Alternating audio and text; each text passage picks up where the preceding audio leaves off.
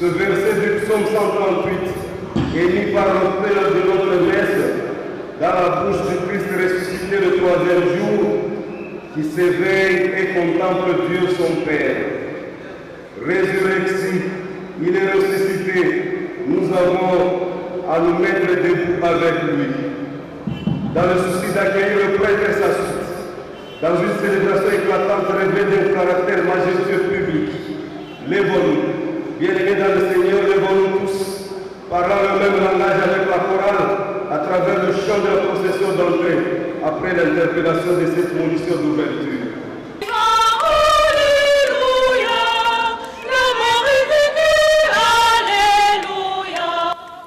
Dimanche 4 avril 2021, l'Église Notre-Mère célèbre la solennité de la Pâque du Seigneur de l'année liturgique B. Resurrexi et adductecum sum, disent les latinistes. Je suis ressuscité et je suis toujours avec toi. Ce verset du psaume 138 est mis par l'auteur de notre messe dans la bouche du Christ ressuscité le troisième jour, qui s'éveille et contemple Dieu son Père. Dans la veillée pascale, nous avons célébré la victoire du Christ sous les formes de la lumière qui triomphe des ténèbres, de l'eau qui purifie et nourrit la vie, et de l'agneau pascal qui sauve ceux qui communient à son corps et à son sang. En ce jour de Pâques, l'Église nous dit par le psaume de l'introïte que la résurrection du Christ est le début d'un renouvellement qui doit atteindre le monde entier.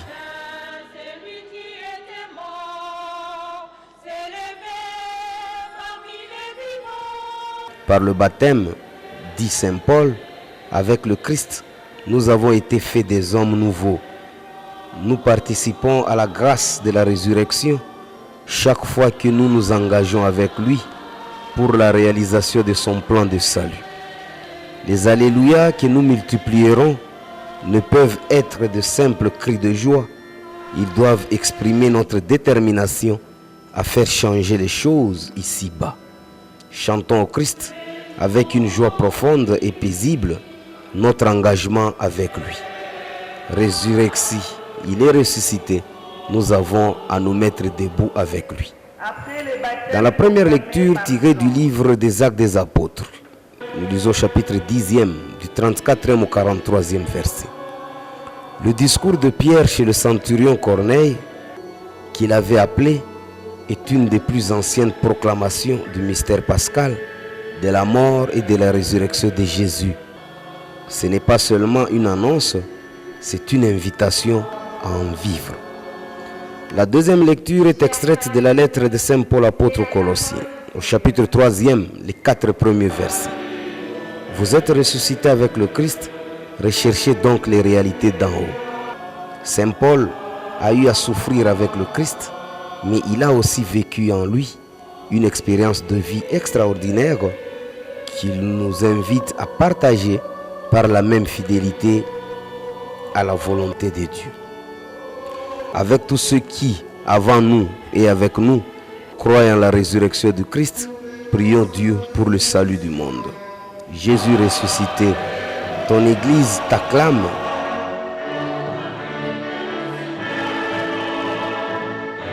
Donne-lui d'être une force de salut dans le monde. Nous t'en prions, Seigneur. Jésus, lumière du monde, inspire à nos pasteurs et aux responsables du monde des paroles et des engagements de paix. Nous t'en prions, Seigneur. Jésus, source d'eau vive, tu as été la force des saints et des martyrs. Donne à ceux qui souffrent de goûter ton salut. Nous t'en prions, Seigneur. Jésus, agneau pascal offert pour nos péchés, purifie nos cœurs et le monde. Fais de nous des bâtisseurs de ton royaume. Nous t'en prions, Seigneur. Jésus, vivant au milieu de nous, donne à notre assemblée de te célébrer dans une joie rayonnante et comble-nous de tes bénédictions. Nous t'en prions, Seigneur. Aux origines de la Pâque. À l'origine, la Pâque se célébrait de deux manières.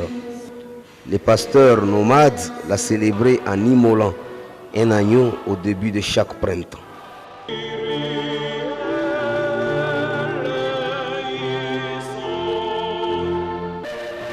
agriculteurs, quant à eux, offraient les prémices de leur récolte. Cette dernière manière de célébrer la Pâque s'appelait aussi fête des pains sans levain. Quand le peuple juif devint sédentaire, il fusionna ces deux fêtes, Deutéronome 16, 1 à 8.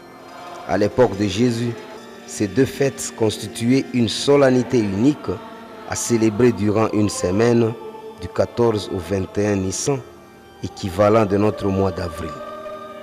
Elle débutait avec l'immolation des agneaux, victimes pascales, au temple dans l'après-midi du 14 Nissan.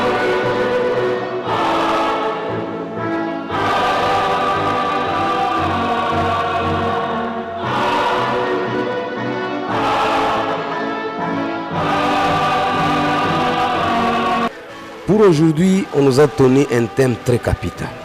Pâques, fondement de notre foi. Chers frères et sœurs, la liturgie de la parole de ce dimanche, jour de la résurrection, s'oriente sur le Christ ressuscité qui fait de nous ses témoins et donne la vie. Ainsi, dans la première lecture, les apôtres, par la bouche de Pierre, rendent témoignage de ce qu'ils ont vu et entendu du Christ. Ils exhortent le peuple à la foi en celui qui a été mis sur la croix, humilié et déshonoré. Pour la plupart des Juifs, le Messie devait être un roi puissant qui allait libérer Israël de l'occupation romaine. Cet événement est une grande déception pour tout le peuple. C'est pourquoi Pierre insiste, je cite, « Dieu l'a consacré par l'Esprit Saint et rempli de sa force. Là où il passait, il faisait le bien. » Fin de citation. Acte 10, 38. Voilà la bonne nouvelle qui tombe dans nos cœurs pour porter des fruits en abondance. Matthieu 13, 23. Par ailleurs, l'évangile de ce jour s'ouvre par l'expression « le premier jour de la semaine », alors que les Juifs font leur culte le sabbat, qui est le dernier jour de la semaine. Les chrétiens se réunissent le premier jour de la semaine. Cela pour consacrer toute la semaine. Et Marie-Madeleine commence sa journée, pour ne pas dire la semaine, par une visite au tombeau de celui qu'elle considère comme tout pour elle. Elle veut puiser l'énergie nécessaire pour vivre le long de la semaine.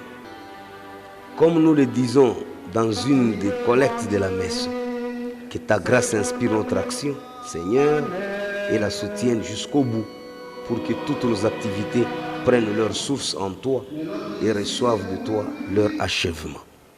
Collecte du jeudi après les cendres. En fait, le premier jour de la semaine, c'est aussi l'idée de la nouvelle création. Dieu qui nous a créés, il nous sauve dans la résurrection et nous devenons ses enfants.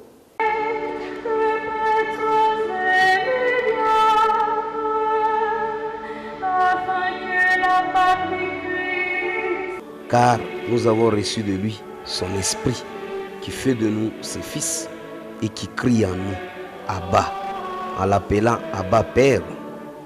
Romains 8, 15. C'est cette foi et cette confiance que nous devons témoigner au jour le jour. L'évangéliste Jean fait remarquer une chose importante. Il vit et il crut. Jean 20, 8. Croire devient alors une condition sine qua non pour accéder à l'amour dont Dieu nous entoure.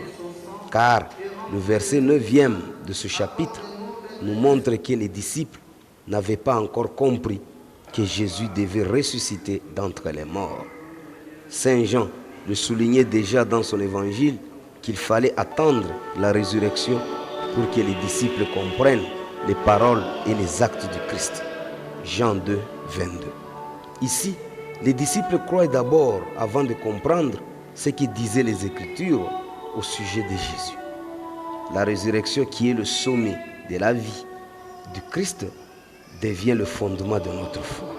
Car sans cette résurrection d'entre les morts, notre foi, notre espérance au Christ serait vaine.